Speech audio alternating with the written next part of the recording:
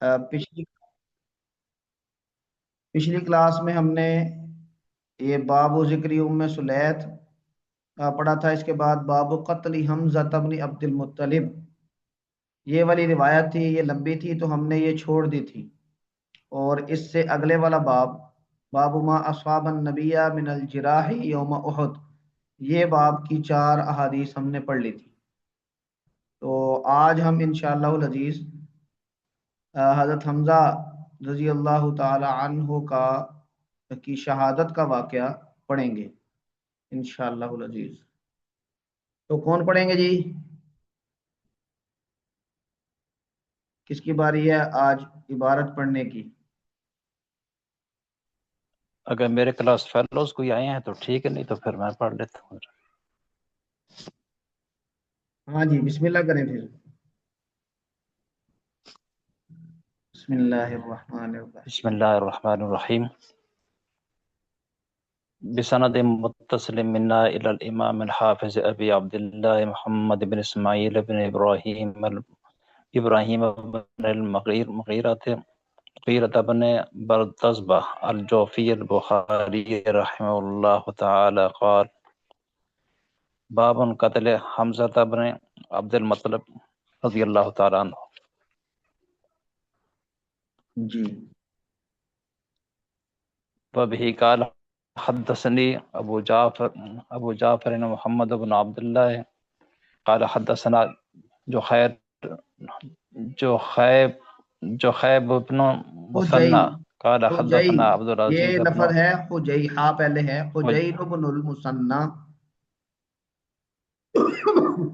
حجين بن جی المثنى جی جی قال حدثنا عبد العزيز بن عبد الله بن ابي سلمة عن عبد الله ابن الفضل عن سليمان بن يسار عن جعفر بن عمرو بن أمية قال خرجت مع عبيد الله بن عدي بن خيار قال قدمنا حمص قال لي عبيد الله بن عدي قال هل في وحشي نسأله عن قتل حمزة قلت نعم وكان وحشي يسكن حمص فسألنا عنه فقيل لنا هو ذاك في ظل قصره كأنه حميد قال فجئنا حتى وقفنا عليه بيسير فسلمنا فرد السلام قال وعبيد الله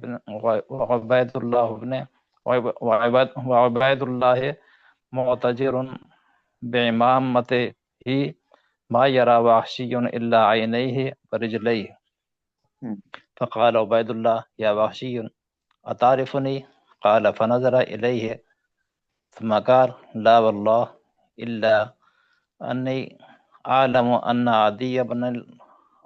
عدي بن الخيار تزوج امرأة يقال لها أم كتال بنت أبي العيس فولدت له غلاما بمكة فكنت استرزع له استرجع، یہ فحملت لفظ ہے استرجع له۔ استرزع له وحملت ذلك الغلام مع أمه فناولتها إياه فلكأني نظرت إلى قدميك قال فكشف عبيد الله عن وجهه ثم قال ألا تخبرنا بقتل حمزة؟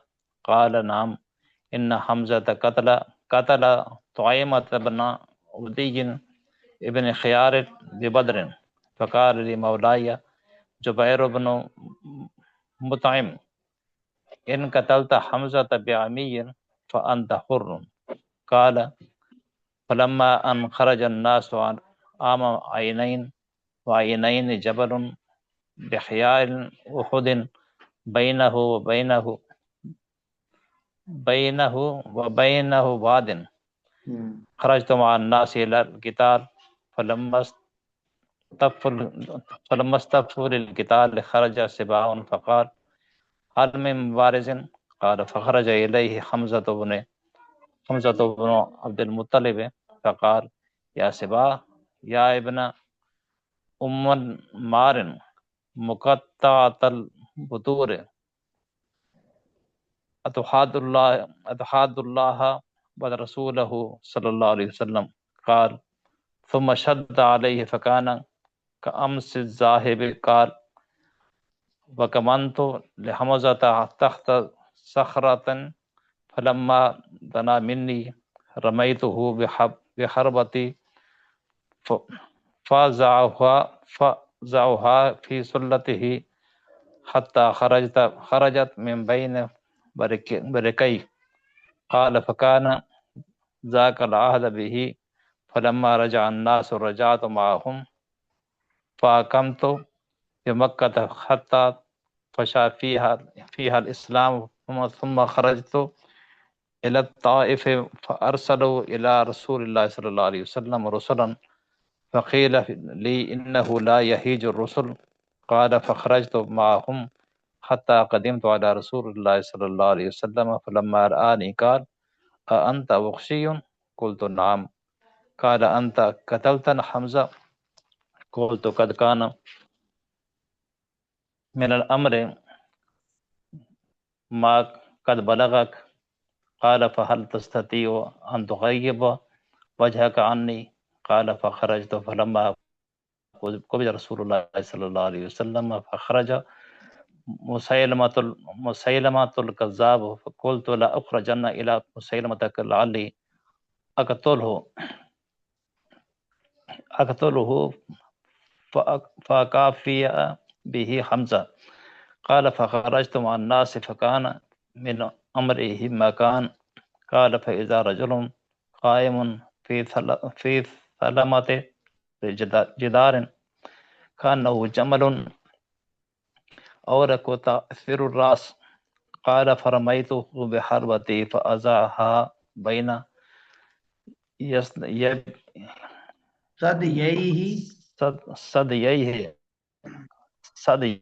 صدييه حتى خرجت من بين كتفيه. قال فوصب إليه رجل من الأنصار فضربه بالسيف على هامته. قال عبد الله بن الفضل فأخبرني سليمان بن يسار أنه سمع عبد الله بن عمر يقول فقالت جارية على زهر بيت وأمير المؤمنين قتله العبد الأسود. جی جزاک اللہ خیرن. یہ حضرت حمزہ رضی اللہ تعالی عنہ کے قتل کا واقعہ ہے، اور اس میں تو وحشی بن حرب یہ غلام تھے، انہوں نے حضرت حمزہ کو شہید کیا تھا. اور وحشی یہ فتح مکہ کے بعد مسلمان ہوئے تھے، اور فتح مکہ کے بعد ان کا مسلمان ہونے کا واقعہ میں نے آپ کے ساتھ شیئر کیا تھا گروپ میں، کہ کیسے یعنی انہوں نے آپ صلی اللہ علیہ وسلم نے ان کی فیمائش کی تھی اور ان کو بار بار پیغام بھیجا تھا. اللہ تبارک و تعالیٰ نے ان کے مختلف یعنی سوالات کے جواب میں قرآن کریم کی آیات نازل فرمائی، اور اس میں جو گناہ گار ہیں ان کو اللہ کی رحمت سے مایوس نہ ہونے کا کہا گیا. اور پھر یہ وہاں سے آئے اور آپ صلی اللہ علیہ وسلم کے ہاتھ پر اسلام قبول کیا، اور آپ صلی اللہ علیہ وسلم کو حضرت حمزہ کی شہادت کا واقعہ اس میں بہت زیادہ دکھ ہوا تھا. حضرت حمزہ کے ساتھ آپ صلی اللہ علیہ وسلم کا بڑا گہرا تعلق تھا، چچا بھی تھے، رضائی بھائی بھی تھے، اور دوست بھی تھے بچپن کے، اور ہم عمر بھی تھے. تو آپ صلی اللہ علیہ وسلم کے ساتھ ان کا بہت زیادہ دوستانہ بھی تھا اور بڑا گہرا تعلق تھا. حضرت حمزہ کی شہادت کا اور ان کی جو جسم ہے اس کا مسئلہ جس طرح کیا گیا تھا وہ دیکھ کے آپ صلی اللہ علیہ وسلم کو بہت زیادہ تکلیف ہوئی تھی.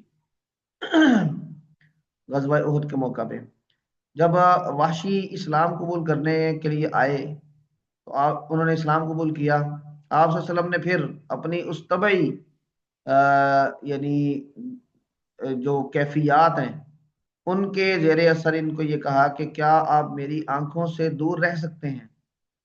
یعنی جو اسلام لانے کے بعد فضائل تھے صحابیت کے، اور پھر الاسلام یہدم ما کان قبلہ، جو گناہ اسلام سے پہلے انسان سے سرزد ہوئے وہ تو سارے کے سارے جاتے رہے، لیکن تمہیں دیکھ کے مجھے حمزہ کی وہ کیفیت یاد آ جاتی ہے، وہ صورت یاد آ جاتی ہے جو غزوہ احد میں ان کی شہادت کے موقع پر تھی، تو کیا تم مجھ سے میرے آنکھوں سے ادھر ادھر ہو سکتے ہو؟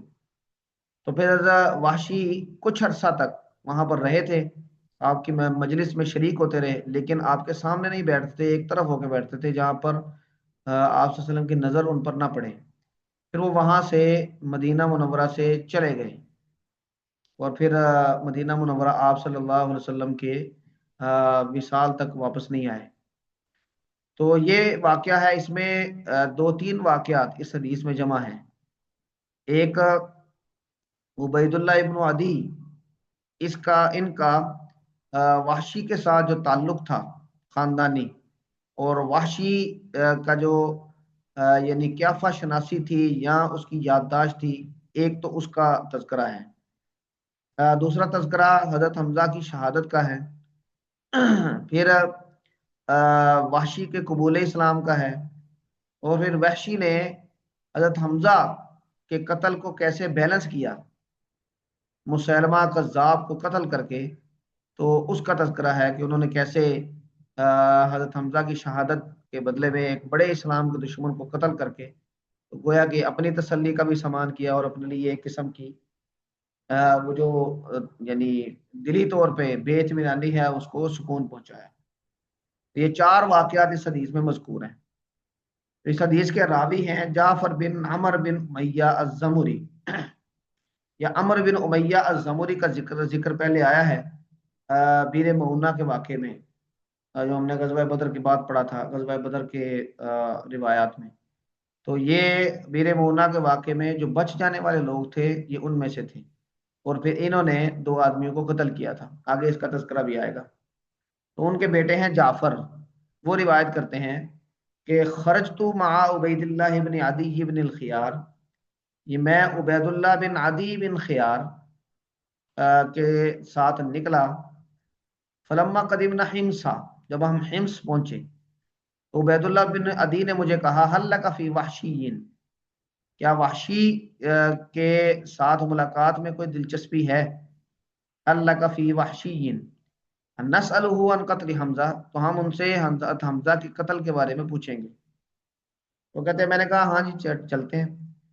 تو اس وقت وحشی یہ حمص میں قیام پذیر تھے، تو کہتے ہیں فسألنا عنہ، ہم نے ان کے بارے میں لوگوں سے پوچھا کہ کہاں ملیں گے، فقیل لنا، ہمیں کہا گیا ہوا ذاک فی ظل قصرہ، وہ اپنے گھر کے اپنے قصر کے سائے میں وہاں پر ہیں، کأنہ حمیت، حمید کہتے ہیں بیٹھنے کی اس کیفیت کو جس میں آدمی اپنے جسم کو بہت زیادہ سکیڑ لیتا ہے۔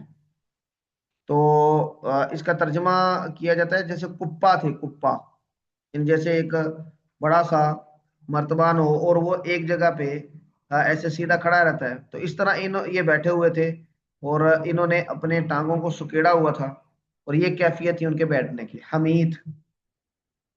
تو کہتے ہیں فجینا، ہم ان کے پاس گئے، ہم ان کے پاس حتی وقفنا علیہ بیسیر، تھوڑی دیر ان کے پاس کھڑے رہے، پھر ہم نے سلام کیا، انہوں نے سلام کا جواب دیا، اور عبید اللہ محتجر معتجر بعمامتہ، انہوں نے اپنے عمامے سے اپنے چہرے کو لپیٹا ہوا تھا، جس طرح نقاب کرتے ہیں اس طرح۔ ما یرا وحشی الا عینیہ ورجلیہ، وحشی کو ان کی آنکھیں اور ان کے پاؤں ہی نظر آ رہے تھے۔ کوئی عبید اللہ نے کہا کہ یا وحشی اتعرفنی، یا وحشی کیا تم مجھے جانتے ہو؟ تو انہوں نے ان کی طرف دیکھا، پھر کہا لا، میں تمہیں نہیں جانتا، ہاں لیکن اتنا یاد ہے۔ اب انہوں نے اپنی یادداشت کا اظہار کیا کہ عدی بن خیار جو کہ عبید اللہ کے والد تھے، انی عالم، مجھے یہ پتا ہے کہ عدی بن خیار نے ایک عورت سے شادی کی تھی جو قال لها ام قتال بنت ابی العیس، ابو العیس کی بیٹی امو قتال اسے کہا جاتا تھا، اور اس سے ایک لڑکا پیدا ہوا بھی مکہ مکرمہ میں۔ فکنت استرضع له، میں اس کو دودھ پلانے کے لیے لے گیا، استرضع رضاعت کے لیے لے گیا۔ اب یہ غلام تھے ان کے، عدی بن خیار کے غلام تھے، تو ان کو دیا کہ جاؤ فلاں خاتون کے پاس ان کو چھوڑاؤ تاکہ وہ رضاعت کر لیں۔ وہ کہتے ہیں کہ میں نے اس لڑکے کو اٹھایا اور ان کی ماں کے ساتھ گیا، فناولتھا ایاہ، تو میں نے اس لڑکے کو ان کو دیا تھا، اور پھر اس نے کہا فلک انی نظرت الی قدمی کا، جب میں گویا کہ تمہارے قدموں کو دیکھ رہا ہوں، میں نے تیرے قدم دیکھے تھے، یعنی تمہارے قدم پاؤں یہ اس بچے کے پاؤں کی طرح ہے۔ تو یہ واقعہ یعنی یہاں پر تذکرہ کرنے کا ذکر ہے کہ وحشی یہ کافی اس حوالے سے مضبوط یادداشت کے مالک تھے، اور اس سے یہ بھی پتہ چلتا ہے کہ اب وہ جو واقعہ سنائیں گے اتنی مضبوط یادداشت کہ جو پاؤں کو بھی 50 سال کے بعد نہیں بھولا، تو وہ واقعہ بھی بالکل ٹھیک ٹھیک سنائے گا۔ تو عبید اللہ کہتے ہیں میں نے اپنا چہرہ کھولا، ثم قال، اور پھر کہا الا تخبرونی بقتل حمزہ، کیا حمزہ کی شہادت کے بارے میں آپ ہمیں کوئی کچھ نہیں بتائیں گے؟ اس نے کہا ضرور بتاؤں گا، اور پھر انہوں نے واقعہ بتایا کہ ان حمزہ قتل طعیمۃ بن عدی بن الخیار، عدی بن خیار کے بیٹے، یعنی عدی بن خیار جن کے یہ غلام تھے، اس کے بیٹے کو حضرت حمزہ نے قتل کیا تھا۔ فقال علی مولایا جبیر بن مطعم، جبیر بن مطعم بن عدی جو کہ طعیمہ جن کو حضرت حمزہ نے قتل کیا تھا ان کے بھتیجے تھے، بعد میں یہ بھی مسلمان ہوئے، تو انہوں نے مجھے کہا ان قتلت حمزہ بعمی، اگر میرے چچا کے بدلے میں تم حمزہ کو قتل کرو گے فانت حر، تو تم آزاد۔ تو وہ کہتے ہیں کہ پھر جب لوگ عام عینین کے سال یہ اپنے نکلے جنگ کے لیے، تو عینین یہ جبل ایک پہاڑ ہے بحیال احد، احد کے قریب، بینہ و بینہ واد، احد اور اس عینین پہاڑ کے درمیان میں ایک وادی ہے، گویا کہ احد کے قریب ایک پہاڑ کا نام ہے۔ تو انہوں نے غزوہ احد کو عام عینین سے تعبیر کیا کیونکہ یہ دونوں پہاڑ قریب قریب تھے۔ خرجت مع الناس الی القتال، تو میں لڑنے کے لیے لوگوں کے ساتھ گیا، اور فلما استفوا للقتال، جب انہوں نے صفیں بنا لی قتال کے لیے، خرج سباع، تو سباع نکلا مشرکین کے لشکر سے، اور اس نے مبارزت دی، اور یہ کہا حل من مبارز، یا کوئی ہے مقابلہ کرنے والا؟ تو وہ کہتے ہیں کہ فخرج الیہ حمزہ بن عبد المطلب، حمزہ بن عبد المطلب وہ اس کے سامنے آئے اور اس سباع کو مخاطب کیا، اور یہ اس وقت رواج تھا کہ جب مبارزت میں لوگ ایک دوسرے کے آمنے سامنے ہوتے تو وہ ایک دوسرے کو ذرا روب میں لانے کے لیے ان کو ڈرانے کے لیے کچھ باتیں کیا کرتے تھے آپس میں، تو یہ عام رواج تھا۔ حضرت حمزہ نے اس کو کہا یبن امی انمار، اے ام انمار کے بیٹے، مقطعات البذور، جو خواتین کا ختنہ کرنے والی تھی، گویا کہ ان کی ماں کا تذکرہ کر کے، اس کی ماں کا تذکرہ کر کے اس کو ایک قسم کی آر دلائی، اور پھر یہ کہا اتحاد اللہ و رسولہ، کہ تم اللہ اور اللہ کے رسول سے جنگ کرو گے، لڑائی کرو گے، اس کا مطلب ہے کہ تمہاری حیثیت تو یہ ہے، تمہارا تعارف تو یہ ہے، اور تم اللہ اور اللہ کے رسول کے سامنے آتے ہو۔ ثم شد علیہ، پھر اس پر حملہ کیا اور اس کو قتل کیا۔ فکانا کا امس الذاہب، یہ محاورہ ہے، واشی نے بولا کہ یہ بالکل ایسے ہے جیسے کہ کل کی ہی بات ہو، گویا کہ وہ اپنی یادداشت کے بارے میں بتا رہے ہیں کہ مجھے ایسے ہی یہ یاد ہے جیسے کہ ابھی کل کی بات ہے، کام سے ذاہب جانے والے کل کی طرح ہے۔ اور پھر وہ کہتے ہیں وَقَمَنْتُ لِحَمْزَةَ تَحْتَ صَخْرَةٍ، ایک چٹان کے نیچے میں چھپ کے بیٹھا تھا، کمنتو چھپ کے بیٹھا تھا حمزہ کے لیے، جب وہ میرے قریب سے گزرے، رمیتہ بحربتی، میں نے اپنے چھوٹے نیزے کے ساتھ ان کو مارا، چھوٹا ایک بڑا بانس والا نیزہ ہوتا ہے، ایک بالکل چھوٹا سا ہوتا ہے، تو حربہ اسے کہتے ہیں حربہ. فَأَضَعُوهَا فِي سُنَّتِهِ حَتَّى خَرَجَتْ مِن بَيْنِ وَرِكَيْهِ. تو وہ ان کی ناف کے نیچے لگا، میں نے اس کو نشانہ لگایا ان کی ناف کے نیچے، یہاں تک کہ وہ نیزہ ان کو لگ کے ان کی جو سرین ہے اس کے درمیان سے نکل گیا. واری کئی ہی یہ دونوں کولوں کو کہتے ہیں، کولوں کے درمیان سے نکل گیا. فکانا ذاک العہد بھی، تو وہ کہتے ہیں کہ یہی ان کا یعنی شہادت کی وجہ تھی. ذاک العہد بھی، یہی ان کے ساتھ وعدہ تھا، یعنی یہ ان کے شہادت کی وجہ تھی. فلما رجع الناس رجعت معهم، لوگ جب واپس آئے یعنی غزوہ احد میں تو میں بھی آ گیا، اور پھر میں مکہ میں ٹھہرا رہا حتی فشا فیہ الاسلام، یہاں تک کہ اسلام اس میں پھیل گیا. مکہ میں اسلام پھیلنے کا مطلب ہے کہ مکہ فتح ہو گیا. تو جب مکہ فتح ہوا تو مکہ میں مسلمانوں کی حکومت آ گئی، آپ صلی اللہ علیہ وسلم وہاں پر حکمران بن گئے. تو ان کو وحشی کو اپنی جان کا خطرہ پڑا تو یہ طائف چلے گئے. خرجت الی الطائف فارسلوا الی رسول اللہ صلی اللہ علیہ وسلم رسلا، تو طائف والوں نے آپ صلی اللہ علیہ وسلم کی طرف اپنے قاصد بھیجے. اور قیل علی، اب یہ گفت و شنید تو چل رہی تھی، آپ اس کو دعوت دے رہے تھے اور آیات کا نزول بھی ہو رہا تھا. تو طائف والوں کو یہ پتا تھا کہ یہ آدمی آپ صلی اللہ علیہ وسلم کی خدمت میں نہیں جا رہے کیونکہ ان کو اپنی جان کا خطرہ ہے ان کے جو اس حضرت حمزہ کو شہید کرنے کی وجہ سے. تو انہوں نے پھر ان کو کہا کہ فقیل علی، مجھے کہا گیا انہ لا یحیج الرسل، یہ جو پیغمبر ہیں یعنی رسول اللہ صلی اللہ علیہ وسلم، یہ جو قاصد ہیں ان پر کوئی حملہ نہیں کرتے. لا یحیجو، ان پر برانگیختہ نہیں ہوتے، ان پر غصہ نہیں دکھاتے، ان کو نقصان نہیں پہنچاتے، ان پر حملہ نہیں کرتے جو قاصد ہوں. تو کہتے ہیں میں بھی فخرجت معاہم حتی قدمت علی رسول اللہ صلی اللہ علیہ وسلم، میں وہاں سے نکلا ان کے ساتھ اور آپ صلی اللہ علیہ وسلم کی خدمت میں آ گیا. جب آپ نے مجھے دیکھا تو ظاہری بات ہے کہ اسلام قبول کیا، وہ سارا معاملہ ہوا. تو آپ نے پوچھا انت وحشی، کہ تو وحشی ہے؟ انہوں نے کہا ہاں نام. آپ نے پھر پوچھا انت قتلت حمزہ، کیا آپ نے حمزہ کو قتل کیا تھا؟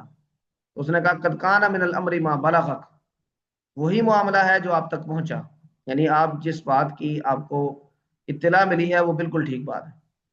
تو پھر آپ صلی اللہ علیہ وسلم نے ان کو یہ کہا هل تستطيع ان تغيب وجهك عني، کیا تم ایسا کر سکتے ہو کہ تم اپنے چہرے کو مجھ سے دور کر دو، میرے سامنے سے غائب کر دو.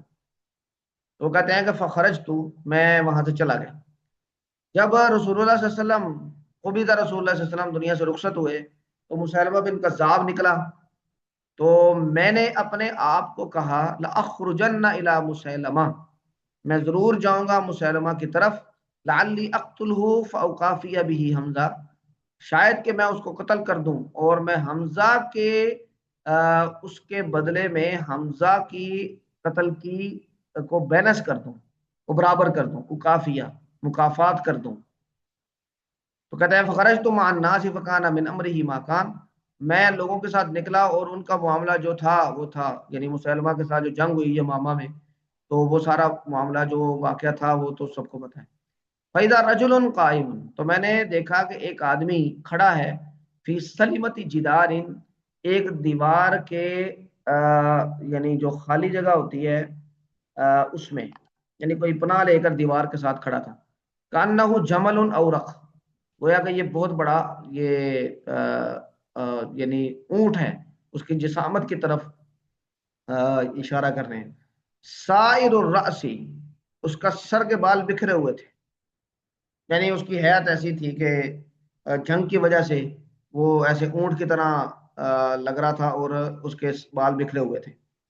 تو کہتے ہیں کہ فرمیتہ بحربتی، میں نے اس کو اپنا وہی چھوٹا نیزہ مارا. فاضعوها بین ثدییہ، تو وہ اس کے سینے میں لگا، پستان دو پستانوں کے درمیان میں. حتی خرجت بین کتفیہ، وہ اتنی زور سے مارا تھا کہ وہ پیچھے جو کاندھے تھے ان کے درمیان سے نکل گیا، آر پار ہو گیا. تو کہتے ہیں پھر وَوَصَبَ رَجُلٌ مِّنَ الْأَنصَارِ، ایک آدمی اچھل کے آیا انصار کا، فَضَرَبَهُ بِالسَّيْفِ، اس نے حملہ کیا تلوار سے الہامتی، ان کی کھوپڑی پر، اس کی کھوپڑی پر، جو اس کا خود اس نے پہنا تھا، اور پھر اس کو قتل کیا۔ تو اس کے بعد اس کے قتل کی تصدیق کے لیے امام بخاری یہ والی روایت ساتھ ملا رہے ہیں کہ عبداللہ بن فضل کہتے ہیں کہ مجھے سلمان بن یسار نے یہ خبر دی کہ انہوں نے عبداللہ بن عمر سے یہ سنا کہ فقالت جاریت علی ظہر بیت، ایک گھر کی چھت سے ایک لڑکی نے کہا جبکہ یہ مسلمہ کذاب قتل ہوا، تو واہ امیر المؤمنین، تو یہ واہ امیر المومنین یہ طریقہ ہے کسی کے قتل پر سوگ منانے کا، اس کی موت کا اعلان کرنے کا۔ تو اس نے کہا کہ ہائے امیر المومنین، مسلمہ کو کہا قتلہ العبد الاسود، ان کو ایک کالے غلام نے قتل کر دیا۔ اس کا مطلب یہ ہے کہ واقعی وحشی نے مسلمہ قذاب کو قتل کیا تھا۔ تو یہ واقعہ ہے حضرت حمزہ رضی اللہ تعالیٰ عنہ کی شہادت کا، اور اس میں 4 واقعات ہیں، وحشی کے یادداشت کے، حضرت حمزہ کے قتل کے، پھر وحشی کے آپ صلی اللہ علیہ وسلم کی خدمت میں آنے کے، اور پھر اس کے بیلنس کرنے کے لیے مسلمہ کذاب کو قتل کرنے کا واقعہ۔ ہاں جی، اس حوالے سے کسی کے ذہن میں کوئی بات ہو تو فرمائیں۔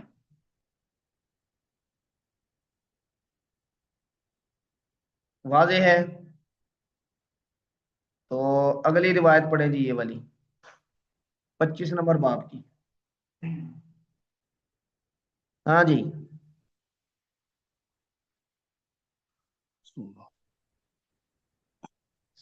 بسم الله الرحمن الرحيم. أعوذ بالله من الشيطان الرجيم. الذين استجابوا لله والرسول وبه قال حدثنا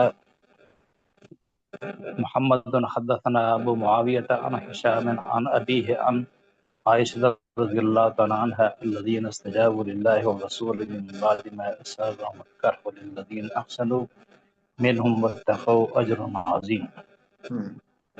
قالت لعروة يا ابن أختي كان أبوك منهم الزبير وأبو بكر لما أصاب رسول الله صلى الله عليه وسلم ما أصاب يوم أحد وانصرف المشركون خاف أن يرجعوا قال من يذهب في إثرهم فانتبذت منهم انتدب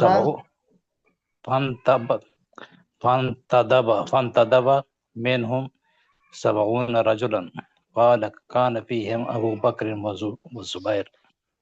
جی، یہ غزوہ احد کے بعد جب مشرکین مکہ اپنی فتح کے خمار میں واپس چلے گئے لشکر لے کر، ابو سفیان واپس چلے گئے، تو ایک مقام روحا آتا ہے درمیان میں، وہاں پر پہنچ کے انہوں نے آپس میں مشورہ کیا کہ یہ تو ہم نے بڑا غلط کیا، کہ اب یہ کام ختم کر کے آنا چاہیے تھا، مسلمان شکست خوردہ تھے، تو ہمیں اب واپس جانا چاہیے۔ تو انہوں نے ارادہ کیا کہ وہاں سے دوبارہ آئیں اور مسلمانوں پہ حملہ کریں۔ تو آپ صلی اللہ علیہ وسلم کو جب اس کی اطلاع ملی تو اس وقت مدینہ منورہ میں صحابہ کرام کی صورتحال بڑی دگرگوں تھی، یعنی گھروں میں جو شہداء کا سوگ چل رہا تھا، اور صحابہ کرام زخمی حالت میں تھے، اور غم کی کیفیت بھی تھی، مایوسی کی ایک طرح کی کیفیت بھی تھی۔ تو اس وقت پھر جب آپ صلی اللہ علیہ وسلم کو یہ اطلاع ملی تو آپ نے پھر صحابہ کرام سے یہ کہا کہ جاؤ بھائی، کون جائے گا، کہ جو مشرکین مکہ کے اس لشکر کے پیچھے جائے، تاکہ وہ جو واپس پلٹ کے حملہ کرنے کا ارادہ کر رہے ہیں وہ اس سے باز رہیں، کیونکہ اگر وہ آتے ہیں تو پھر ظاہری بات ہے کہ اس حالت میں مسلمانوں کو مزید نقصان ہونے کا خطرہ تھا۔ تو آپ صلی اللہ علیہ وسلم کی اس بات پر 70 صحابہ کرام نے لبیک کہا، حالانکہ وہ خود بھی زخمی تھے، لیکن انہوں نے آپ صلی اللہ علیہ وسلم کی بات پر اپنے سواریاں تیار کی اور ان کے پیچھے چل پڑے۔ اور ایک جگہ ہے حمراء الاسد، وہاں پہ جب یہ مسلمانوں کا یہ قافلہ پہنچا، لشکر پہنچا، تو ابو سفیان کو یہ کسی نے اطلاع دی کہ مسلمان تو تمہارے پیچھے آ رہے ہیں، تم ان کے پیچھے جانے کا ارادہ کر رہے ہو تو وہ اس حالت میں بھی تمہارے پیچھے آ رہے ہیں۔ تو اس نے پھر عافیت اسی میں سمجھی، اللہ تعالیٰ نے اس کے یعنی دل میں رعب پیدا کر دیا ان سب کے دل میں، اور وہ اپنا لشکر سمیٹ کے پھر مکہ روانہ ہو گئے، اور جو خطرہ تھا دوبارہ مدینہ منورہ پہ حملے کا وہ ٹل گیا۔ تو اللہ تبارک و تعالیٰ نے ان لوگوں کی جو اس مشکل حالت میں بھی آپ صلی اللہ علیہ وسلم کی بات پر اور آپ صلی اللہ علیہ وسلم کے حکم پر لبیک کہہ کے مدینہ منورہ سے ان کے پیچھے گئے، ان کی تعریف کی ان آیات میں۔ تو اللہ تبارک و تعالیٰ فرماتے ہیں یہ ہشام روایت کر رہے ہیں ان ابی ہی اپنے والد عروہ سے، ہشام بن عروہ یہ اپنے والد عروہ بن زبیر جو حضرت عائشہ رضی اللہ تعالیٰ عنہ کے بھانجے تھے ان سے روایت کر رہے ہیں کہ حضرت عائشہ رضی اللہ تعالیٰ عنہ فرماتی ہیں یہ والی آیت پڑھ کے کہ وہ لوگ جنہوں نے یعنی جواب دیا، استجابو جنہوں نے جواب دیا یعنی قبول کی اللہ اور اللہ کے رسول کی بات، من بعد ما اس کے بعد کہ اصابہم القرح ان کو زخم پہنچ چکے تھے، یعنی وہ خود زخمی تھے۔ تو اللہ تبارک و تعالیٰ ان کے لیے کہتے ہیں للذین احسنوا منہم، ان کے لیے جنہوں نے ان میں سے یہ نیک کام کیا، واتقوا اور تقوی اختیار کیا، اجر عظیم بہت بڑا اجر ہے ان کے لیے۔ تو حضرت عائشہ فرماتی ہیں لعروہ عروہ کو، یبن اختی اے میری بہن کے بیٹے یعنی بھانجے، کان ابواک منہم تمہارے دونوں باپ انہی میں سے تھے، اور وہ دونوں باپ کون تھے؟ الزبیر و ابو بکر، یعنی زبیر بن عوام اور ابو بکر رضی اللہ تعالیٰ عنہ۔ ابو بکر عروہ کے نانا تھے، نانا لگتے ہیں، کیونکہ اسما حضرت اسما یہ حضرت زبیر کے یعنی اس میں تھیں، نکاح میں تھیں، اور زبیر عروہ کے دادا لگتے ہیں۔ تو نانا اور دادا تمہارے دونوں وہ اسی قافلے میں تھے کہ جو 70 لوگوں کا وہاں پر گیا تھا۔ لما اصاب رسول اللہ صلی اللہ علیہ وسلم ما اصابہ، جب آپ صلی اللہ علیہ وسلم کو پہنچا ما اصابہ جو پہنچا، یعنی آپ زخمی ہوئے اور آپ کو یہ حالات پیش آئے یوم احد کے دن، وانصرف عنہ المشرکون اور مشرک ان سے پھر گئے یعنی واپس چلے گئے، خاف ان یرجعوا تو آپ صلی اللہ علیہ وسلم کو یہ خوف ہوا کہ کہیں وہ واپس نہ پلٹ آئیں۔ تو آپ نے پھر فرمایا من یذهب فی اسرہم، کون ان کے پیچھے جائے گا؟ فانتدب منہم 70 رجلا، تو اس بات کو قبول کیا یا تیاری کی ان میں سے 70 آدمیوں نے۔ قالا اور وہ کہتے ہیں عروہ کان فیہم یعنی ہشام کہتے ہیں کان فیہم ابو بکر و زبیر، ان میں ابو بکر اور زبیر بھی تھے جن کی حضرت عائشہ رضی اللہ تعالیٰ عنہ تذکرہ کر رہی ہیں۔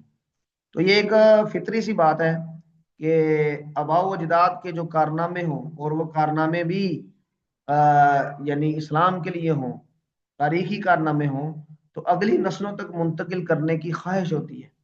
حضرت عائشہ بھی اپنے بھانجے کو، بلکہ بھانجے کے بھی یعنی ہاں بھانجے کو جو عروہ ہے ان کو یہ واقعات بتا رہی ہیں، اور اس میں تذکرہ انہوں نے زبیر اور ابو بکر کا کیا اپنے یعنی آباء و اجداد یا اپنے خاندان کے لوگوں کے ان کارنامے کو آگے پہنچانے کے لیے، وگرنہ اس میں 70 لوگ گئے تھے، ان کا تذکرہ بھی دیگر روایات میں موجود ہے۔ ہاں جی، اگلی روایت پڑھیں جی۔ یہ اگلے چیپٹر سے جہاں سے جو 26 نمبر باب شروع ہوگا، اس میں مسلمان جو غزوہ احد میں شہید ہوئے، جس طرح کہ امام بخاری نے غزوہ بدر کے واقعہ کے بعد آخر میں ان مسلمانوں کا تذکرہ کیا تھا جو شرکائے بدر تھے، اصحاب بدر، ان کا تذکرہ کیا تھا۔ تو ابھی جو احد میں لوگ شہید ہوئے اور شریک تھے، ان کا تذکرہ کریں گے اگلی احادیث میں۔ ہاں جی پڑھیں جی۔ بسم اللہ الرحمن الرحیم۔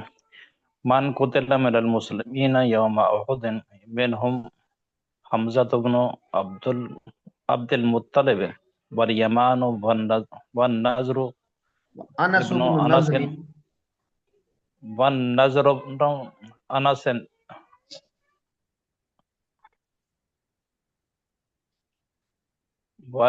انس بن نضر अनस इब्न नज़रिन। ومصعب بن عمير हाँ जी। وبه قال حدثني عمرو بن علي قال حدثني معاذ بن هشام قال حدثني أبي عن قتادة رضي الله تعالى عنه قال ما نال محيا من أحياء العرب والأكثر شهيدا أعز يوم القيامة من الأنصار. قال قتادة وحدثنا وقال حدثنا أنس بن مالك أنه قتل منهم يوم أحد 70 ويوم بئر معونة 70 ويوم اليمامة 70. قال وكان بئر معونة على عهد رسول الله صلى الله عليه وسلم ويوم اليمامة على عهد أبي بكر يوم مسيلمة الكذاب. हाँ जी। अच्छा जी، یہ ہے، ایک منٹ، باب من قتل من المسلمین یوم احد، احد کے دن مسلمانوں میں سے جو لوگ قتل ہوئے، ان میں جو بڑے بڑے لوگ ہیں، جو بڑے جلیل القدر صحابہ ہیں، وہ حمزہ بن عبد المطلب ہے جن کا ابھی ہم نے واقعہ پڑھا، یمان ہے، یہ حضرت حذیفہ کے والد محترم ہیں، اور یہ مسلمانوں کے پیچھے تذکرہ آیا تھا کہ یہ مسلمانوں کی جب دو جماعتیں آپس میں بھڑ گئی تھیں تو یمان کو دشمن کا آدمی سمجھ کے مسلمانوں نے شہید کر دیا تھا۔ حضرت حذیفہ یہ یعنی پکارتے رہے کہ یہ تو میرے والد صاحب ہیں، لیکن اس وقت تک ان کو شہید کر دیا گیا تھا۔ تو یہ ہیں انس بن النضر ہیں، یہ، اور مصعب بن عمیر، مصعب بن عمیر کا تذکرہ بھی آپ نے پیچھے پڑھا ہے کہ یہ بڑے یعنی رئیس اور بڑے ناز و نعم میں پلے ہوئے آدمی تھے، لیکن جب یہ یعنی اسلام قبول کیا تو اللہ تبارک و تعالیٰ نے ان کو وہ زہد عطا کیا، اور ان کے جو خاندان والے تھے انہوں نے ان پر بہت زیادہ ظلم بھی کیا، لیکن پھر یہ آپ صلی اللہ علیہ وسلم کے قاصد اور مبلغ کے طور پہ مدینہ منورہ گئے، اور مدینہ منورہ میں جو اسلام کی بنیاد پڑی وہ ان کی وجہ سے پڑی، تو یہ بھی اسی یعنی جنگ میں شہید ہوئے۔ اچھا، تو حضرت انس رضی اللہ تعالیٰ عنہ نہ حضرت قتادہ کہتے ہیں کہ ما نعلم حیا من احیاء العرب، ہم عرب کے قبائل میں سے یا عرب کے محلے یا عرب کے علاقے یا قومیں، ان میں سے کوئی بھی قوم ایسی نہیں جانتے اکثر شہیدن، جن کے شہید زیادہ ہوں، عز یوم القیامتی، اور قیامت کے دن وہ زیادہ عزت والے ہوں، من الانصار، انصار سے، یعنی انصار سے زیادہ شہداء اور زیادہ قیامت والے دن عزت والی قوم ہم نہیں جانتے، انصار ہی سب سے زیادہ اس حوالے سے بڑے ہوئے۔ قتادہ کہتے ہیں حدثنا انس بن مالک، انس بن مالک رضی اللہ تعالیٰ عنہ نے یہ بیان کیا کہ انہم قتل منہم یوم احد 70، انس بن مالک خود بھی انصاری صحابی ہیں، تو وہ کہتے ہیں کہ ان میں احد کے دن 70 صحابہ شہید ہوئے۔ اب یہ 70 میں سارے ہی کیا انصاری تھے؟ ایسا نہیں ہے، اکثر انصار کی تھی، اور جو مہاجرین تھے ان کے بھی، قریش کے 6-7 لوگ ان کے بھی شہید ہوئے تھے، لیکن اکثر لوگ یہ یعنی 60 سے زیادہ لوگ یہ انصار کے تھے، تو انہوں نے یعنی 70 کے 70 کا ہی تذکرہ کیا ہے، لیکن وہ اغلباً کیا ہے، زیادہ لوگ کیونکہ انصار کے تھے تو اس لیے یہ سارے کے سارے ہی انصار کے شمار ہوتے ہیں۔ ویوم بیر معونہ، اور بیر معونہ جس کا آگے واقعہ آ رہا ہے اور پہلے بھی گزرا ہے، اس میں 70 لوگ شہید ہوئے، وہ سارے کے سارے انصاری صحابہ تھے۔ ویوم الیمامۃ 70، اور یمامہ جو مسیلمہ کذاب کے ساتھ جو جہاد ہوا تھا اس میں بھی 70 انصاری صحابہ شہید ہوئے۔ تو اب آگے وہ یہ بتاتے ہیں کہ یہ واقعات کب کب کے ہیں۔ تو بیر معونہ علی عہد رسول اللہ صلی اللہ علیہ وسلم، غزوہ احد تو آپ صلی اللہ علیہ وسلم کے بالکل واضح ہے، بیر معونہ یہ رسول اللہ صلی اللہ علیہ وسلم کے اس دور کا واقعہ ہے، اور یمامہ، یوم الیمامہ، یمامہ کا دن، یہ حضرت ابو بکر کے دور کا واقعہ ہے، یوم مسیلمہ الکذاب، اس کو یوم الیمامہ بھی کہتے ہیں اور یوم مسیلمہ کذاب بھی کہتے ہیں۔ تو یہ آپ صلی اللہ علیہ وسلم کے بعد کا واقعہ ہے۔ اس کا مطلب ہے کہ آپ صلی اللہ علیہ وسلم کے ساتھ وفاداری نبھانے میں انصار کا کوئی ثانی نہیں ہے۔ مہاجرین بھی اپنی جگہ پہ، لیکن انصار نے جس طرح آپ صلی اللہ علیہ وسلم کو پناہ دی اور پھر اپنی جانیں جیسے آپ صلی اللہ علیہ وسلم پر نشاور کی اور ایک ایک وقت میں 70 لوگوں کی قربانی دی۔ اب وہ مدینہ بالکل چھوٹا سا علاقہ ہے اور وہاں پر ایک ہی قوم کے 70 لوگ شہید ہو جائیں تو یہ بہت بڑا نقصان تصور کیا جاتا ہے۔ تو انصار کی اسی قربانی کی وجہ سے اعز یوم القیامہ، وہ قیامت والے دن سب سے زیادہ عزت والے ہوں گے۔ اللہ تعالیٰ ان کو اجر عظیم عطا فرمائے۔ ہاں جی، یہ انس بن النضر کا جو تعارف ہے یہ میں گروپ میں شیئر کرتا ہوں آپ کے ساتھ۔ یہ حمزہ بن عبد المطلب، یمان اور مصعب بن عمیر، ان کا تو تذکرہ آپ کے ذہن میں ہلکا پھلکا ہے، کیونکہ انس بن نضر کا تذکرہ میں شیئر کرتا ہوں، آپ ایک دفعہ اسے دیکھ لیں۔ ہاں جی، اگلی روایت پڑھیں جی۔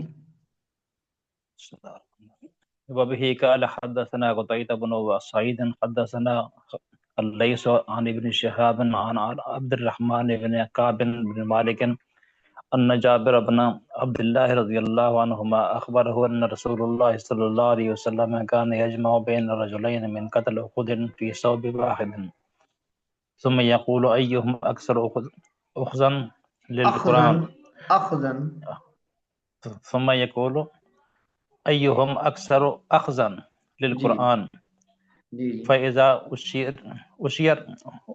أشير له إلى أحد قدمه في اللحد وقال أنا شهيد على هؤلاء يوم القيامة وأمر بدفنهم بدمائهم ولم يصلي عليهم ولم يغسلوا ہاں وقال جی جی پڑھ لیں وقال أبو الوليد عن شعبة عن ابن المنقدر قال سمعت جابرا قال لما قتل أبي جعلت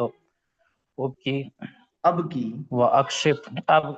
وأكشف الثوب عن وجهه فجعل أصحاب النبي صلى الله عليه وسلم ينهوني والنبي صلى الله عليه وسلم لم ينهى وقال النبي صلى الله عليه وسلم لا تبكيه أو ما تبكيه ما زالت الملائكة تظله بأجنحتها حتى رفع۔ ہاں جی، یہ دو روایات ہیں۔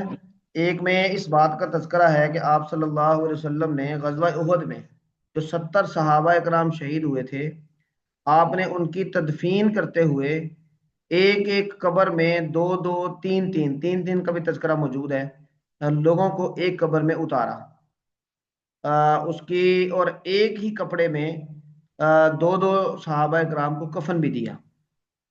اور آپ صلی اللہ علیہ وسلم جب کسی کو قبر میں اتارتے، 2 یا 3 لوگوں کو، تو صحابہ اکرام سے پوچھتے کہ ان میں سے قرآن کس کو زیادہ یاد ہے، اور جس کے بارے میں صحابہ اکرام یہ کہتے کہ اس کو یاد ہے تو آپ اس کو قبر میں پہلے اتارتے اور باقیوں کو پھر ان کے بعد اتارا جاتا۔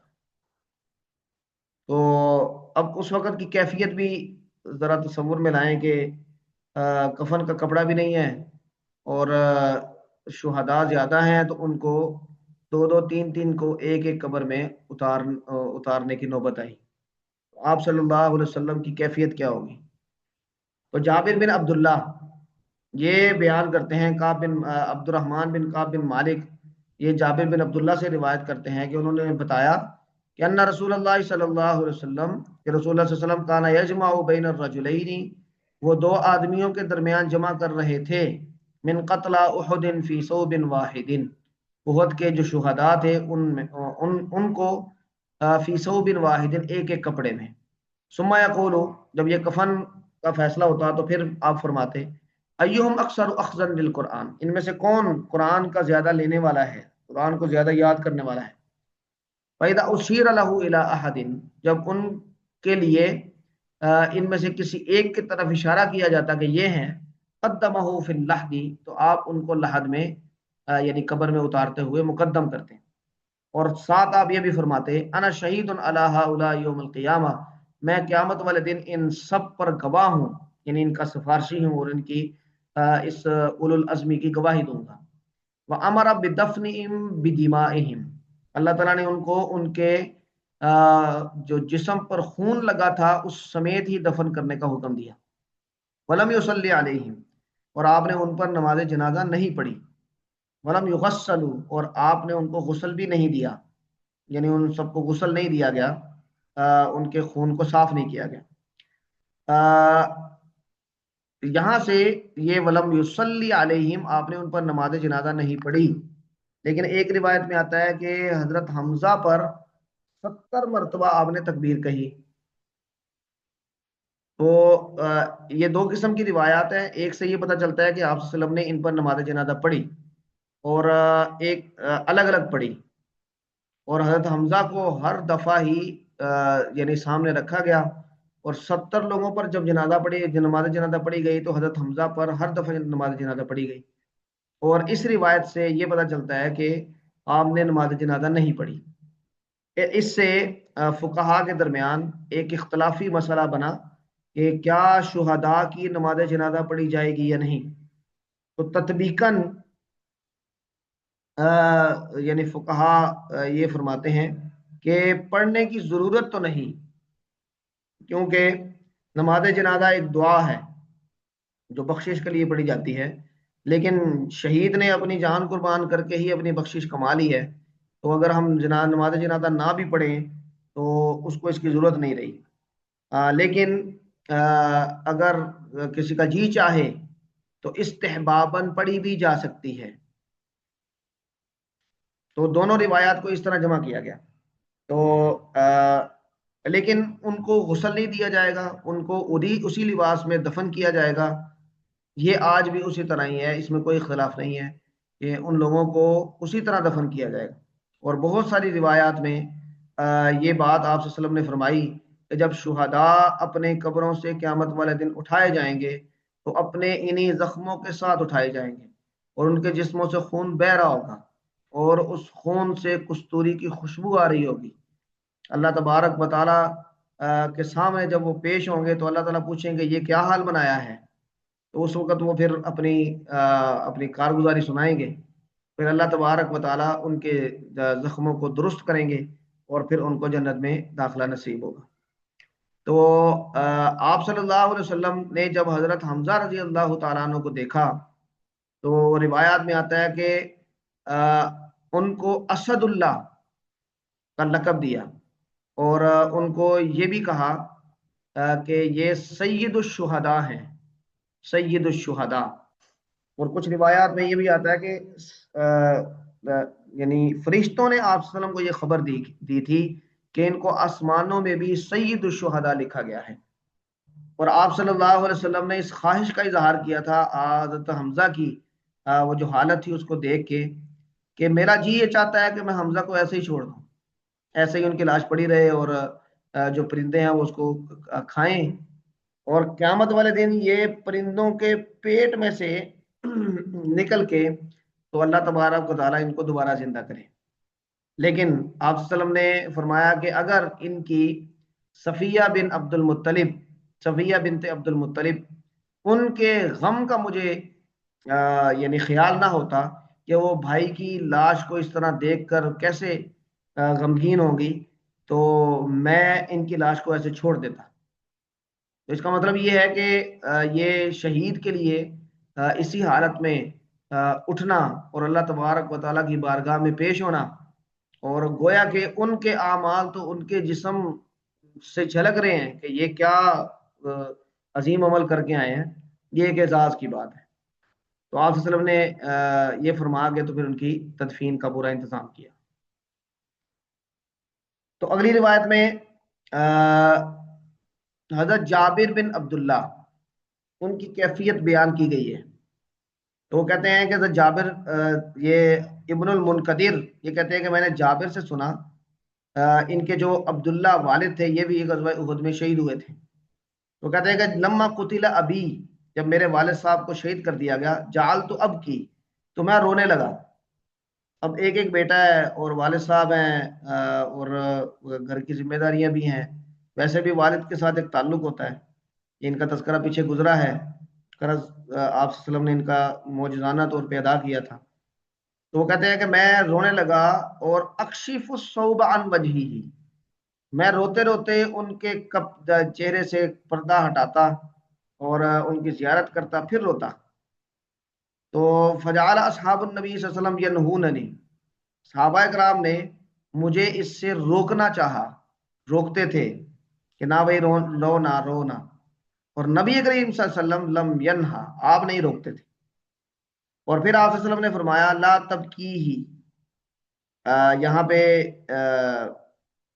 یعنی جملہ ہے مخاطب کا، مذکر کا، لیکن ابھی جمیل صاحب نے جو روایت پڑھی ہے جہاں سے، تو وہاں پر یہ مؤنث کا جملہ ہے۔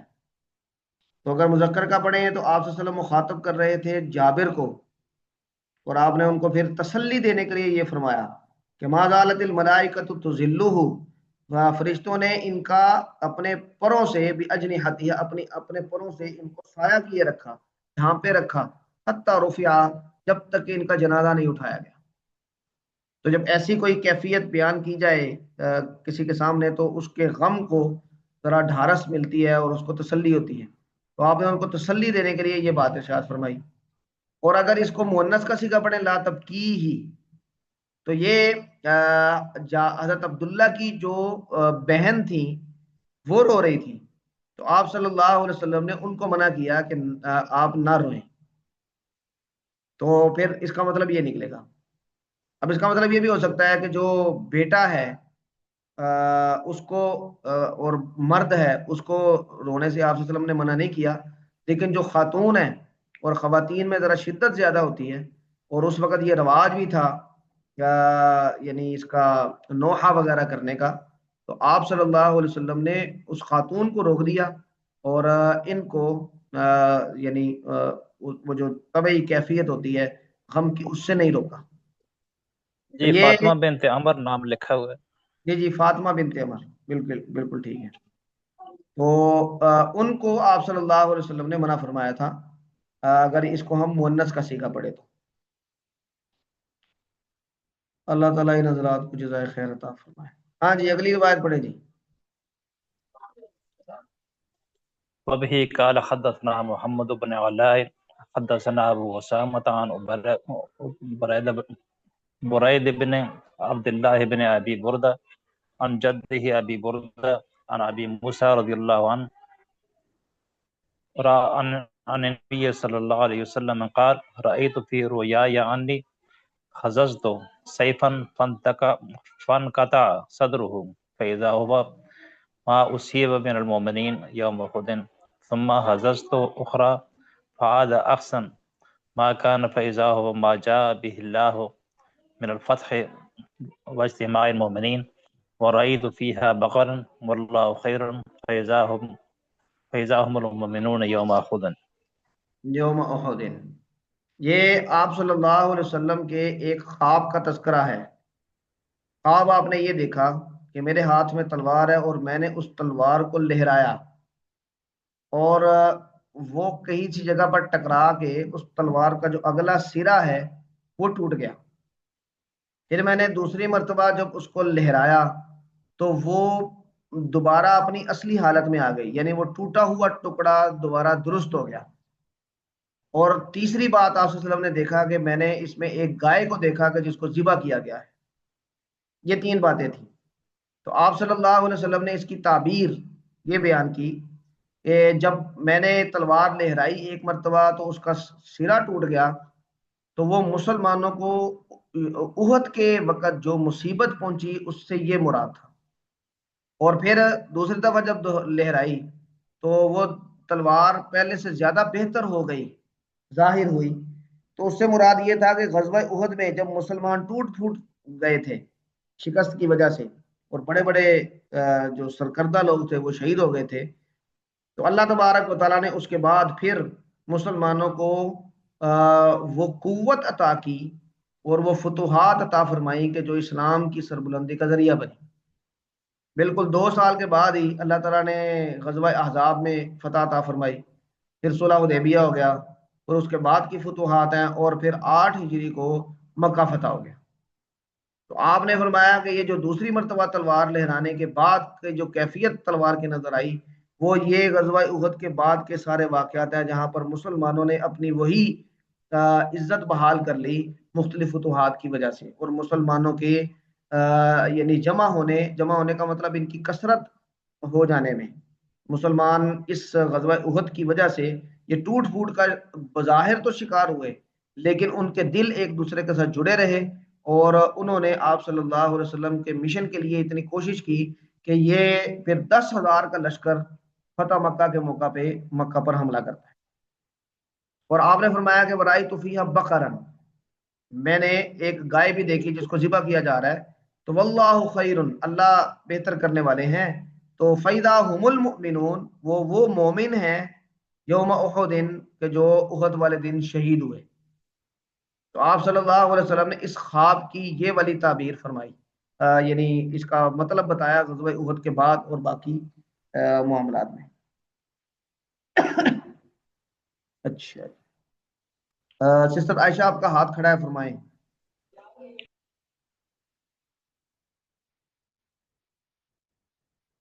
آپ کا مائک بند ہے۔ ہاں جی، السلام علیکم ورحمۃ اللہ وبرکاتہ۔ وعلیکم السلام رحمۃ اللہ۔ ہاں جی، استاد جی، میرا یہ حضور نبی کریم صلی اللہ علیہ وسلم کی خواب کے حوالے سے سوال تھا کہ مطلب حضور نبی کریم صلی اللہ علیہ وسلم نے پہلے سے ہی اس کو اللہ تعالیٰ نے منظر کشی مطلب بتا دی تھی کہ کس طرح ہونے والا ہے۔ تو اکثر ہماری زندگیوں میں بھی ایسا ہوتا ہے کہ یعنی ہم پہ مصیبت آنے والی ہے، موت آنے والی ہے، تو ہمیں بھی خواب آ جاتے ہیں۔ تو اس کے لیے میں یہ پوچھنا چاہ رہی تھی کہ ہمیں مطلب برے وقت کے لیے کیا اقدامات کرنے چاہیے، اور پھر مطلب ظاہر مجھے تو اتنا پتا ہے کہ 2 رکعت نفل پڑھ لیں، تو اور تو کچھ اتنا نہیں پتا، لیکن پھر بھی میں نے اپنی زندگی میں دیکھا کہ جیسے کوئی مصیبت والے خواب آتے ہیں تو نفل پڑھ لیے، صدقہ کر لیا، لیکن پھر بھی وہ آ جاتی ہے مصیبت۔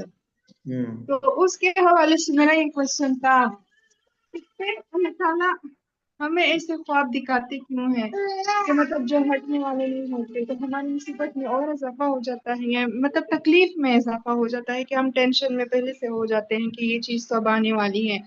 کیونکہ یہاں تو حضور نبی کریم صلی اللہ علیہ وسلم تقریباً جانتے ہوں گے کہ کیا ہوگا۔ اچھا جی، بہت اچھا سوال ہے، اللہ تعالیٰ خوش رکھے۔ دیکھیں، آپ صلی اللہ علیہ وسلم نے یہ اس خواب کا تذکرہ یہ خواب آتے ہی فوراً نہیں کیا، بلکہ جب یہ سارے واقعات ہو گئے، ظاہری بات ہے مکہ فتح ہو گیا اور اس کے بعد غزوہ احد ہو گیا، آپ نے اس کے بعد کیا۔ اس کا مطلب یہ ہے کہ آپ صلی اللہ علیہ وسلم کو یہ خواب آیا تو آپ کو بظاہر اس کی تعبیر نہیں معلوم تھی، بالکل ایسے ہی جیسے اس میں صلح حدیبیہ میں آپ صلی اللہ علیہ وسلم جو سفر کے لیے روانہ ہو گئے تھے، وہ ایک خواب کی بنیاد پہ گئے تھے، لیکن اس خواب کی تعبیر اگلے سال کے لیے تھی، اور آپ تشریف لے گئے اور بغیر عمرہ کیے واپس آئے۔ تو اس کا مطلب یہ ہے کہ آپ صلی اللہ علیہ وسلم، اور اسی طرح آپ دیکھیں سر یوسف کے خواب کا تذکرہ ہے، بچپن میں خواب آیا، اور وہ سارے واقعات جو گزرے حضرت یعقوب کو ایک قسم کا اس کا انہوں نے اندازہ بھی لگا لیا تھا کہ میرے بیٹے کو ایک شان ملے گی، اور ان کو کہہ دیا تھا کہ اپنے بھائیوں کو نہ بتانا، اور اسی خواب کی بنیاد پہ حضرت یعقوب کو ایک امید بھی تھی اپنے بیٹے کی کہ جب کو ان کو وہ کنویں میں پھینک کر آ کے کہہ رہے تھے کہ یعنی ان کو بھیڑیا کھا گیا۔ تو اس کا مطلب یہ ہے کہ خواب آ جانا یہ جہاں پر کسی قدر پریشانی کا باعث ہے، وہاں پر کئی حوالوں سے یہ تسلی کا باعث بھی ہوتا ہے کہ آپ اس کے منفی اثرات سے، مثلا آپ دیکھیں حضرت یعقوب کو جو صبر آیا وہ اسی خواب کی بنیاد پہ آیا کہ انہوں نے تو آگے کہہ دیا تھا کہ بھائی یوسف کو تو بھیڑیا کھا گیا، وہ یہ دنیا میں نہیں رہے، لیکن حضرت یعقوب کو جو ان کی امید تھی وہ اسی خواب کی بنیاد پہ تھی۔ آپ صلی اللہ علیہ وسلم کو اگر یہ خواب آیا ہے اور پھر 70 صحابہ کرام شہید ہوئے ہیں، تو آپ کو جو غم ملا اس غم کے بعد اس بات کی امید نے آپ کے اس غم میں کمی کی کہ بھئی یہ اللہ تبارک و تعالیٰ اس غم کی کیفیت سے ہمیں نکال کے دوبارہ بحالی نصیب کرے گا. تو جہاں پر خواب ٹینشن یہ بنا سکتا ہے، وہیں پر خواب بہت ساری معاملات میں تسلی کا باعث بھی بن جاتا ہے. تو اس تناظر میں بھی دیکھنا چاہیے. باقی اگر اللہ تبارک و تعالیٰ کی طرف سے کسی بات کی اطلاع مل رہی ہے اور اس میں آپ کوئی ایسا اپنا رویہ بنا لیتے ہیں، یعنی اللہ کی طرف رجوع کرتے ہیں، کوئی صدقہ خیرات کرتے ہیں، کوئی نوافل پڑھ لیتے ہیں، تو اس میں اس بات کا امکان تو بہرحال موجود ہے کہ اللہ تبارک و تعالیٰ وہ مصیبت آپ سے دور کر دے. کیونکہ حدیث میں آتا ہے کہ تقدیر کو کوئی چیز نہیں بدل سکتی سوائے دعا کے. تو آپ دعا کرتے ہیں تو اللہ تبارک و تعالیٰ ہو سکتا ہے کہ اس مصیبت سے آپ کو نجات عطا فرما دے. تو یہ پیشگی اطلاع مل جانا ایک قسم کی یہ بھی ایک نعمت ہے. اور اگر یہ معاملہ بالکل ویسا ہی ہو جائے پھر بھی جیسا کہ آپ نے خواب میں دیکھا ہے تو پھر اللہ کی مرضی ہے، لیکن اس میں پھر آپ کا جو رویہ ہے، آپ کا جو کردار ہے وہ مثبت ہے، اللہ کی طرف سے آپ کو متنفر کرنے والا نہیں ہے. آپ کا اعتقاد اللہ پر، آپ کا ایمان اللہ پر یہ مضبوط رہے گا. تو یہ بھی ایک قسم کا فائدہ ہے. وگرنہ غم کی کیفیت میں لوگ ایسی ایسی باتیں کرتے ہیں جو ایمان کے منافی ہوتی ہیں، اور بہت سارے لوگ اپنا ذہنی توازن کھو بیٹھتے ہیں. ابھی ایک دو دن پہلے بات ہو رہی تھی ایک آدمی کے بارے میں کہ وہ اچھے خاصے پڑھے لکھے ہیں اور دین کے معاملے میں بھی، لیکن وہ کہتے ہیں جی اللہ کہاں ہے، وہ دیکھیں نا اتنا ظلم ہو رہا ہے تو اللہ کیوں نہیں روکتا. تو جب آدمی یعنی ایسے دیکھتا ہے، فلسطین وغیرہ کے حوالے سے وہ بات کر رہے تھے، تو وہ واقعات اس کے ذہن پر اثر انداز ہوتے ہیں، اور وہ اتنے اثر انداز بھی ہو سکتے ہیں کہ آپ کی ایمانی کیفیت کو بھی نقصان پہنچا دیں. لیکن خواب کی وجہ سے اگر آپ یعنی پہلے سے کچھ تھوڑا سا الرٹ ہو گئے ہیں تو اس واقعے کا آپ پر وہ اثر نہیں ہوگا جو آپ کو یا آپ کی ایمانی کیفیت کو یا آپ کی ذہنی کیفیت کو نقصان بہت زیادہ نقصان پہنچائے. تو اس کو مثبت لینا چاہیے. آپ بہت اچھا کرتی ہیں، آپ نوافل پڑھ لیتی ہیں، آپ صدقہ خیرات کر لیں، تو اس میں پھر دونوں امکانات ہیں، دونوں فوائد ہیں. اللہ تعالیٰ وہ مصیبت کو روک دے کیونکہ صدقہ یہ مصیبت کو روکتا ہے. اور دوسرا یہ ہے کہ اگر وہ مصیبت پھر آ بھی گئی ہے تو اس مصیبت کی کیفیت میں آپ کی تسلی کا، آپ کی ذہنی صحت کا اور آپ کے ایمانی کیفیات کے برقرار رہنے کا یہ سبب بنے گا. ہاں جی، واضح ہوا؟ جی جزاک اللہ سر، یہ آپ نے انتہائی اہم بات بتائی. ریسنٹلی پچھلے مہینے میری امی کی ڈیتھ ہوئی تھی. تقریباً 5 دن پہلے میں نے اسی طرح کا خواب دیکھا تھا جس میں مجھے پتا چلا تھا کہ اس کی مطلب بس اللہ کو پیاری ہونے والی ہے. تو ایگزیکٹ جیسے آپ کہہ رہے ہیں نا، بالکل ایگزیکٹ ایسی ہی ہے کہ پھر مطلب ایک طرح سے آپ کو ذہنی تسلی ہوتی ہے کہ اور ذہنی طور یعنی پہ آپ اللہ تیار ہو تعالیٰ جاتے نے ہیں. ہی. جی بالکل بالکل ایسا ہی ہے سر، کہ آپ ذہنی طور پہ ایک چیز کے لیے پہلے سے ریڈی ہیں، اور پھر یہ بھی ہے نا کہ آپ کو پتہ بھی ہوتا ہے کہ یہ چیز اللہ تعالیٰ کی طرف سے ہونے والی ہے، میں اس میں بھی بس ہوں، تقدیر ہے. تو جی جزاک جی اللہ، یہ پوائنٹ بہت ہی اہم ہے. اور دوسرا اس میں یہ بات کہ جس طرح مصیبتیں اللہ تعالیٰ کی طرف سے پہلے سے ہی پیش کی، پھر اسی طرح ہم خوشخبریاں بھی تو ہیں جو ہاں ہمیں جی. تسلی آگے دیتی ہیں. جزاک اللہ سر. ڈاکٹر کسی مریض کے بارے میں اگر کسی اس کے لواحقین میں سے کسی کو بتا دے کہ بھائی یہ جی 2-4 دن ہے، اب جو اچانک موت کی خبر ہے وہ جو امپیکٹ چھوڑے گی آپ پہ، وہ اس آدمی پر وہ امپیکٹ نہیں ہوتا کہ جس کو ڈاکٹر پہلے سے بتا دیتا ہے.